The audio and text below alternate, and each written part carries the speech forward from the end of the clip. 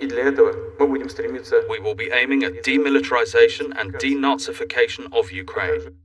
At a recent Putin rally, a banner declared for a world without Nazism.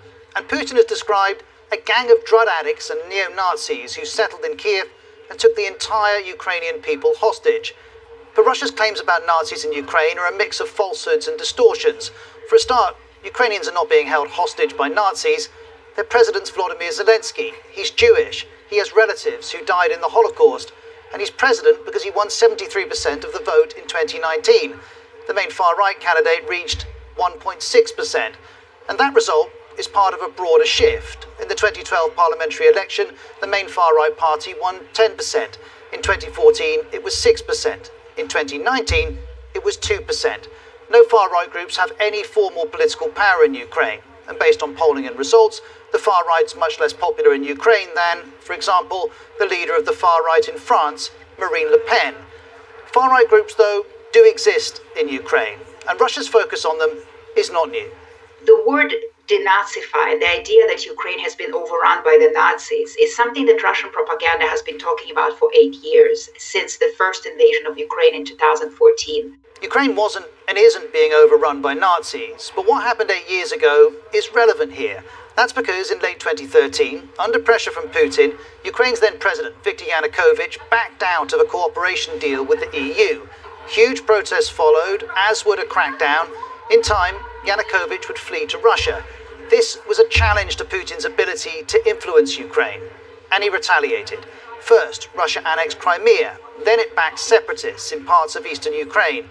And this is where the story connects back to the far right, because in 2014, the Ukrainian military was much smaller than it is now. It was struggling, and brigades of volunteers joined the fight against the separatists. Some of them had far-right elements. The most high-profile was this one, the Azov Battalion.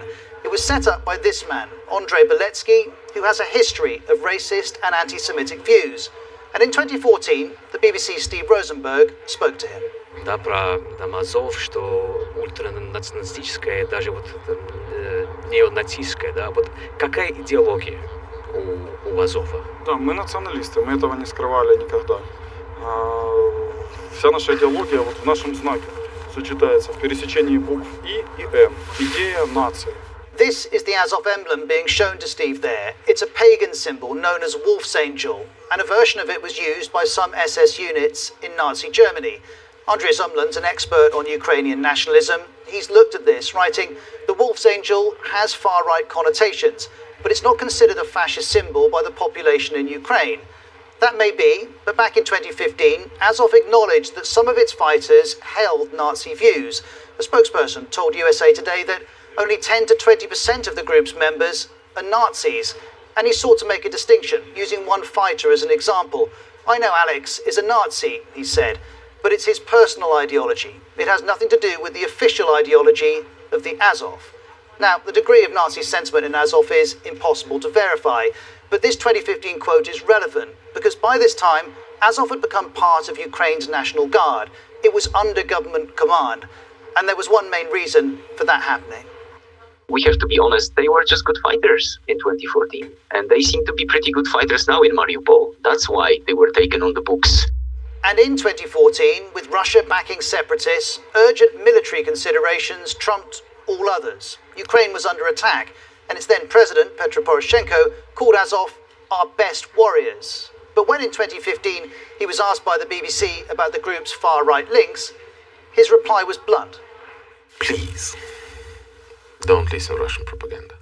Russia has used Azov in its propaganda for years, and as we assess claims about Azov's role in Ukraine, context is vital here. Ukraine's armed forces total 250,000, plus 50,000 National Guard. Azov is part of the National Guard, with around 1,000 volunteer fighters. It's a tiny fraction of the Ukrainian military. It's also not the same force as it was in 2014. Les Azov a ouvert son recrutement. Azov opened its recruitment to the whole of Ukrainian society, and eventually this radical corps was drowned out by the massive newcomers who joined the regiment because it was an elite unit. And while the membership was evolving, the founder also left to start a new far-right political party, a party which has failed to achieve any electoral success. But the Azov regiment that he left behind is high profile and mainstream. This is the view of the Ukrainian government. У нас є єдині нацистські елементи на території. The only Nazi elements we have on the territory of Ukraine now are the Russian fascist army. In the last few days, President Zelensky announced that Azov's commander in Mariupol will receive the highest national military award.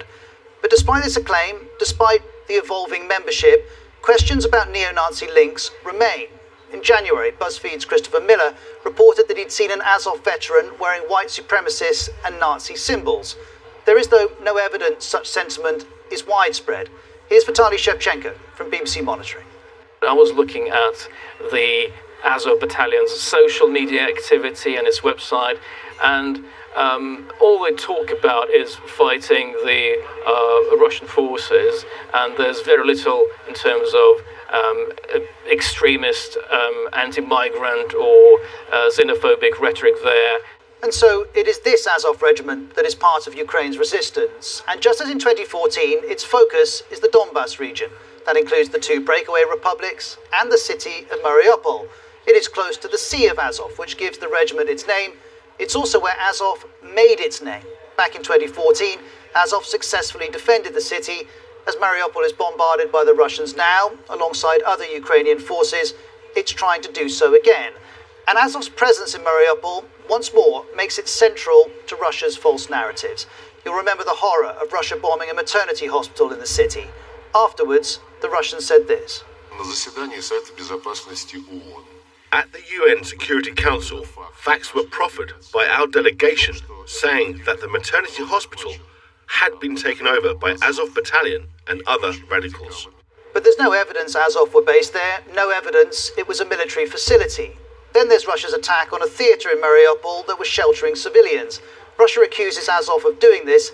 There's absolutely no evidence this is true.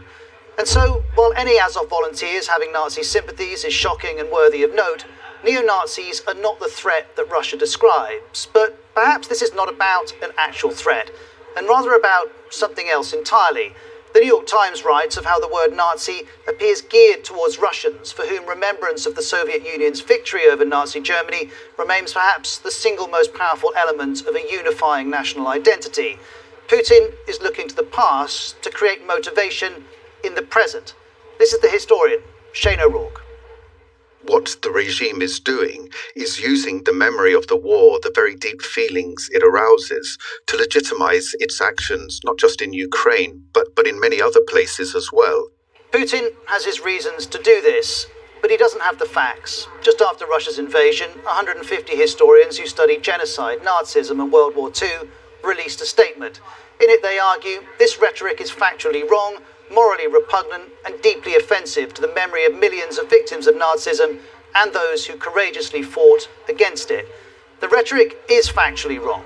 Nazis don't hold Ukraine hostage. They're not launching attacks on Ukrainians. There's no evidence to support this kind of claim. Most of the Ukrainians hate these neo-Nazi groups and they pray for Russia and for somebody else to liberate Ukrainian society from Nazi group. Ukrainians don't need liberating from Nazis. To their president, this idea is pure fiction. Вже 25-та доба, як російські військові шукають. It's already the 25th day of the Russian military trying in vain to find imaginary Nazis from whom they allegedly want to defend our people, just as they're trying in vain to find Ukrainians who would greet them with flowers. That search will continue to be in vain because, while the evolution of the Azov regiment deserves scrutiny, neo-Nazis and the far right do not play the role in Ukraine that Russia falsely describes. They didn't in 2014, they don't now.